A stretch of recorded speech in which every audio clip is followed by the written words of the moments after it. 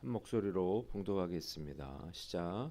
선지자 예레미야가 예루살렘에서 이 같은 편지를 느부갓네살이 예루살렘에서 바벨론으로 끌고 간 포로 중 남아있는 장로들과 제사장들과 선지자들과 모든 백성에게 보냈는데, 이때는 여고니아 왕과 왕후와 공중내시들과 유다와 예루살렘의 고관들과 기능공과 토공들이 예루살렘에서 떠난 후라.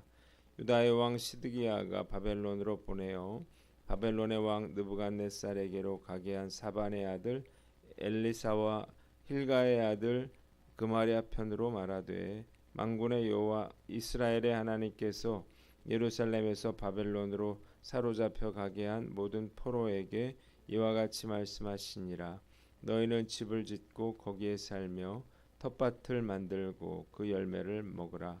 아내를 맞이하여 자녀를 낳으며 너희 아들이 아내를 맞이하며 너희 딸이 남편을 맞아 그들로 자녀를 낳게 하여 너희가 거기에서 번성하고 줄어들지 아니하게 하라. 너희는 내가 사로잡혀 가게 한 그 성읍의 평안을 구하고 그를 위하여 여호와께 기도하라. 이는 그 성읍이 평안함으로 너희도 평안할 것임이라. 만군의 여호와 이스라엘의 하나님께서 이와 같이 말씀하시니라. 너희 중에 있는 선지자들에게와 점쟁이에게 미혹되지 말며 너희가 꾼 꿈도 고지 듣고 믿지 말라. 내가 그들을 보내지 아니하였어도 그들이 내 이름으로 거짓을 예언함이라. 여호와의 말씀이니라. 여호와께서 이와 같이 말씀하시니라. 바벨론에서 70년이 차면 내가 너희를 돌보고 나의 선한 말을 너희에게 성취하여 너희를 이곳으로 돌아오게 하리라. 여호와의 말씀이니라. 너희를 향한 나의 생각을 내가 아나니 평안이요 재앙이 아니니라. 너희에게 미래와 희망을 주는 것이니라. 너희가 내게 부르짖으며 내게 와서 기도하면 내가 너희들의 기도를 들을 것이요 너희가 온 마음으로 나를 구하면 나를 찾을 것이요 나를 만나리라. 이것은 여호와의 말씀이니라. 나는 너희들을 만날 것이며 너희를 포로된 중에서 다시 돌아오게 하되 내가 쫓아 보내었던 나라들과 모든 곳에서 모아 사로잡혀 떠났던 그곳으로 돌아오게 하리라. 이것은 여호와의 말씀이니라. 아멘.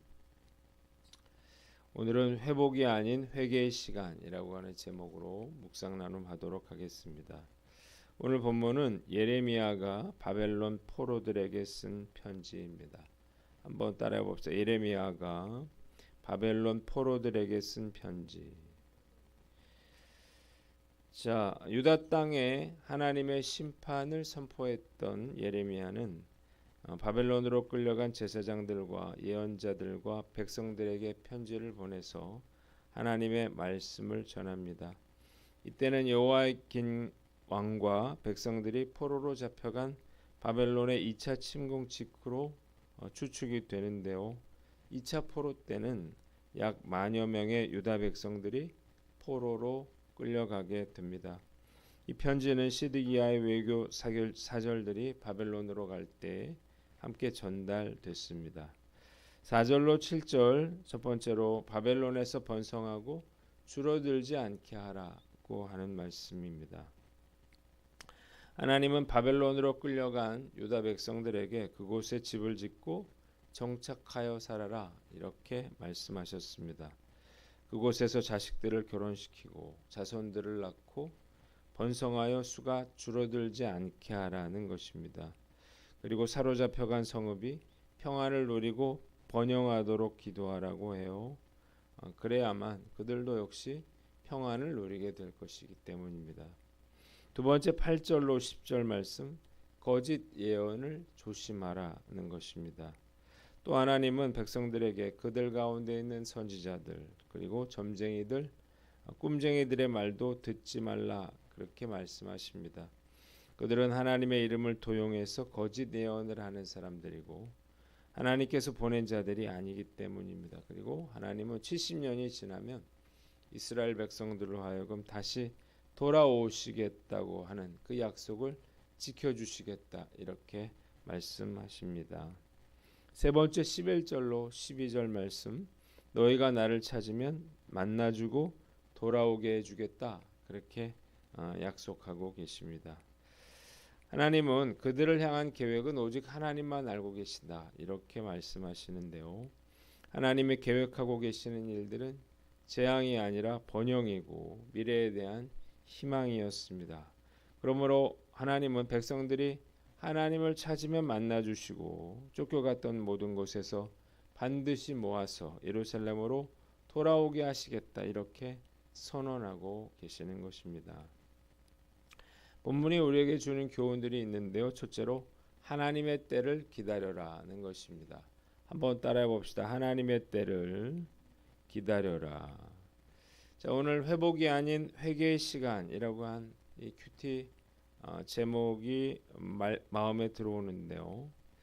포로로 끌려간 백성들의 소원은 회복이고 독립이었지만 백성들에게 하나님께서 요구하시는 것은 회복이 아니라 가슴을 찢는 회개였다는 것입니다. 이들은 왜 그들에게 이런 일이 일어났는지를 깨닫고 자성하고 그리고 회개하는 그러한 시간이 필요했던 것입니다. 그래서 그들이 해야 될 일은요, 예루살렘으로 돌아오는 게 아니고 바벨론에 정착해서 번성하는 것이었습니다. 그래야만 하나님이 정하신 때인 70년 후에 다시 돌아와서 무너진 성벽과 성전을 세울 수 있기 때문입니다. 하나님께서 우리를 이런 광야에 두실 때가 있습니다. 유다 백성들처럼 우리의 잘못 때문에 회개할 시간을 갖게 하시는 경우도 있고 또 우리를 연단하시는 그러한 경우일 수도 있습니다. 이럴 때는요, 우리가 조바심 내지 않고 또 그 광야에서 빠져나오려 하지 말고 하나님의 때를 기다리면서 인내로 그 시간을 견뎌내야 하는 것입니다. 그러면 언젠가는 하나님께서 광야에서 또 약속의 땅 가나안으로 인도해 내실 뿐만 아니라 나를 광야에 두신 그 하나님의 뜻과 계획도 깨닫게 되기 때문입니다. 말씀 묵상하면서 형들에게 애굽의 노예로 팔려갔던 그 요셉의 삶을 생각하게 됩니다. 그가 억울한 일을 계속해서 당하고 감옥에까지 갇혔을 때 하나님께 얼마나 열심히 풀어달라고 집에 보내달라고 기도를 했을까요? 그러나 그의 기도는 응답되지 않았죠. 그 이유는 하나님의 때가 아직 되지 않았기 때문입니다. 만일 요셉이 감옥에서 풀려났다면 어떻게 됐을까요? 그는 바로 아버지가 기다리고 계시는 집으로 돌아갔겠죠. 만약 그랬다면 바로는 요셉을 찾을 수 없었고 그는 애굽의 총리가 될 수 없었을 것입니다. 그래서 하나님이 요셉을 감옥에 가두어 놓으신 거예요. 우리는 너무나 조급함 속에서 살고 있습니다. 질병도 빨리 나아야 되고요. 축복도 빨리 받아야 되고 문제도 무조건 해결돼야만 합니다. 저 역시 힘들고 어려울 때마다 지금 당장 제가 원하는 것을 이루어 달라 이렇게 하나님께 기도를 했었는데요. 전도서 3장 1절에 범사에 기한이 있고 천하만사에는 때가 있다 이랬습니다. 믿음의 사람은 때를 기다릴 줄 알아야 합니다. 비록 포로의 시간이 아무런 의미가 없는 것처럼 보일지라도 인내로 참아내야 하는 것입니다. 오늘 말씀 앞에서 우리 스스로를 돌아봐야 되겠죠. 과연 나는 하나님의 약속을 믿고 인내하면서 때를 기다리는 사람인가요? 아니면 약속은 받았지만 참지 못하고 불평하면서 자기 뜻대로 행하려고 하는 사람인가요? 우리가 하나님을 신뢰하고 믿음으로 때를 기다린다면 하나님께서 우리를 위해서 예비해 주신 놀라운 일들을 보게 되리라 믿습니다. 답답하더라도 우리가 인내심을 가지고 하나님의 때를 기다리시는 저와 여러분들 되시기를 주님의 이름으로 축원합니다. 두 번째는 온전한 마음으로 하나님을 찾고 구하라는 것입니다. 한번 따라해 봅시다. 온전한 마음으로 하나님을 찾고 구하라. 오늘 12절에 바벨론 포로로 끌려간 백성들에게 너희가 나를 찾으면 나를 만날 것이다. 너희가 온전한 마음으로 나를 찾기만 하면 내가 너희를 만나 주겠다. 이렇게 약속을 해주고 계십니다. 왜 하나님이 이런 말씀을, 이런 약속을 해주셨을까요? 이유가 있었습니다. 유다 백성들은 예루살렘 성전 안에 하나님이 거하시고, 그리고 하나님께서 성전에서 기도하는 그들의 기도를 응답하신다, 이렇게 믿어왔는데, 바벨론의 예루살렘 침공으로 인해서 예루살렘 성전이 무너지죠. 때문에 백성들은 하나님이 그들을 버리셨고 또 그들의 기도를 들으실 수 없다, 이렇게 생각하고 있었기 때문입니다. 아이러니한 것은요, 불순종한 유다 백성들이 예루살렘 성전에서 기도할 때 하나님은 그들의 기도를 듣지 않겠다, 이렇게 말씀하셨지만 그들이 바벨론의 포로로 끌려간 후에는 나를 찾으면 만나주겠다, 이렇게 응답해 주시겠다, 이렇게 말씀하고 계신다는 것입니다. 이게 뭘 의미하나요? 성전이 중요한 것이 아니라는 거죠. 하나님은 성전에 갇혀 계신 분이 아니에요. 성전보다 중요한 것은 하나님을 향한 마음이죠. 오히려 예루살렘 성전에 남아있던 그런 이스라엘 백성들에게는 기도를 응답해 주겠다, 이렇게 말씀하지 않으셨지만 바벨론으로 끌려가 있는 이스라엘 백성, 유다 백성들에게는 지금 내가 너희를 만나 주겠다, 이렇게 말씀하고 계시는 것입니다. 우리가 온전한 마음으로 하나님을 찾고 구한다면 그것이 어떤 곳이든 간에 하나님께서 들으시고 응답하신다는 사실을 믿으시기를 바랍니다. 내가 어디에 있더라도 그 하나님을 온전한 마음으로 찾는 그곳이 성전이 되고 구하는 것들에 응답하시게 되기 때문입니다. 지난주 창립기념 부흥회를 놀라운 은혜 가운데 마쳤습니다. 지금까지 했던 어떤 부흥회보다도 더 큰 은혜가 있었습니다. 능력의 말씀을 전해주신 우리 당진중앙 성결교회 이태곤 목사님께 감사를 드리고 또 하나님께 찬양과 영광을 올려드립니다. 저는 이 부흥회를 위해서 두 가지를 기도했는데요. 첫째로 이번 부흥회가 옛날 부흥회처럼 되게 해달라는 그러한 기도였습니다. 옛날 부흥회처럼 그렇게 새로운 분들이 이 부흥회에 찾아오고 뜨겁게 찬송하고 기도하는 부흥회가 되기를 기도했는데 정말로 매일 새로운 분들이 오셨어요. 그리고 저녁 10시까지 뜨겁게 기도했습니다. 두 번째는 하나님의 임재가 충만한 그러한 부흥회가 되게 해달라고 기도했는데요. 사람들이 많이 오냐 적게 오냐는 큰 그런 문제는 아니었습니다. 단지 우리 예배당에 하나님의 임재하심이 있느냐 없느냐, 하나님의 그런 임재하심이 충만하기를 간절히 기도했습니다. 제가 부흥회를 위해서 기도할 때마다 늘 한 장면을 떠올리면서 그렇게 기도를 했어요.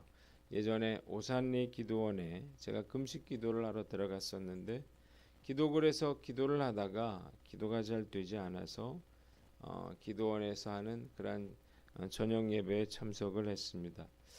예배를 드리면서 저는 이렇게 큰 예배당에 이렇게 많은 사람들이 모였는데 이토록 썰렁할 수 있구나, 이런 생각에 깜짝 놀랐어요. 또 강사 목사님이 처음부터 끝까지 성공과 축복을 빌미로 헌금을 강요하는 걸 듣고 참다 못해서 바깥으로 나왔습니다. 우연히 뒤로 돌아서요, 성전 밑쪽으로 걸어가는데 어디선가 기도 소리가 들려오기 시작했습니다. 호기심에 그곳 성전 밑으로 가봤더니요, 이 지하 예배실에서 흘러나오는 그런 찬송과 기도 소리였습니다. 들어가 보니까 동남아시아 분들이 그곳 지하 성전에서 다 일어서서 찬양을 하며 기도를 하고 있더라고요. 들어가자마자 정말 이곳에 하나님의 임재가 충만하시다라고 하는 생각을 했고요. 저도 모르게 그들 뒤에 서서 두 손을 들고 하나님의 은혜를 구하면서 뜨겁게 기도했습니다. 집회가 끝났을 때 얼마나 아쉬웠는지 몰라요. 저는 그날 다시 한번 성전이 크냐 작냐, 사람이 많으냐 적으냐, 이게 중요한 것이 아니라는 사실을요 깊이 깨달았습니다. 하나님이 임재하시는 곳이면요 어디에나 놀라운 은혜와 성령의 기름 부으심이 있다는 사실을 믿으시기를 바랍니다. 저는 이번 부흥회에 오산리기도원의 지하 성전에 임하셨던 그 성령의 임재하심이 우리 작은 예배당에 임하게 해달라고 그렇게 간절히 기도했는데 하나님이 응답하셨습니다. 부흥회에 참여했던 모든 성도들은 그 하나님의 임재하심을 경험하면서 뜨겁게 기도하고 하나님을 찬양했어요. 얼마나 감사하고 감격스러운 일인지 모르겠습니다. 지금도요, 우리가 온전한 마음으로 하나님을 찾고 구한다면 그 어느 곳이라도 하나님께서 함께 하시고 응답하신다는 사실을 믿으시기를 바랍니다. 이 믿음으로 우리가 그 하나님을 구하고 또 그 하나님께 나아가시는 저와 여러분들 되시기를 주님의 이름으로 축원합니다. 기도하겠습니다. 하나님 아버지, 우리가 하나님의 때를 기다리며 온전한 마음으로 하나님을 찾고 구하게 하여 주시옵소서.